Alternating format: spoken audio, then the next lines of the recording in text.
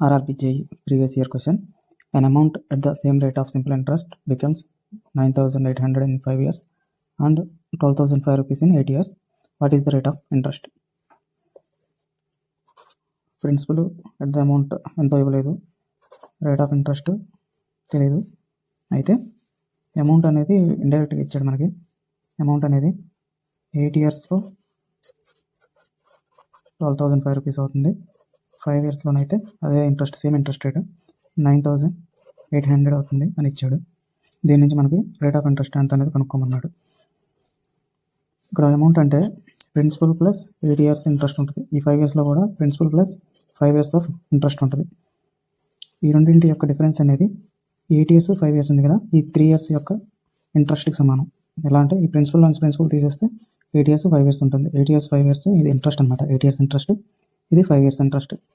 Difference వచ్చేసి 3 years interest value ఈ రెండింటి యొక్క డిఫరెన్స్కి సమానం. 12,005లో 9,800 తీసేస్తే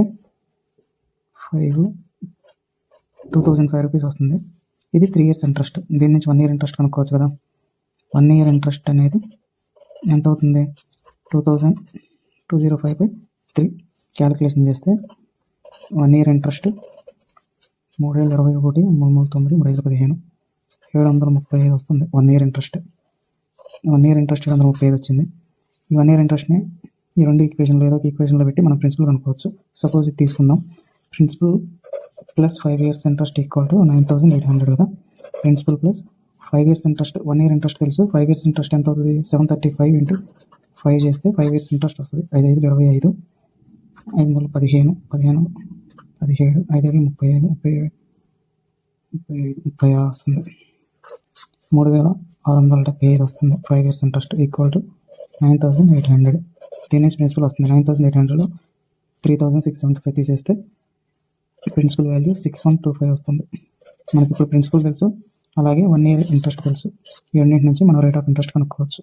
rate of interest R equal to interest 735 principal 6,125 × 100.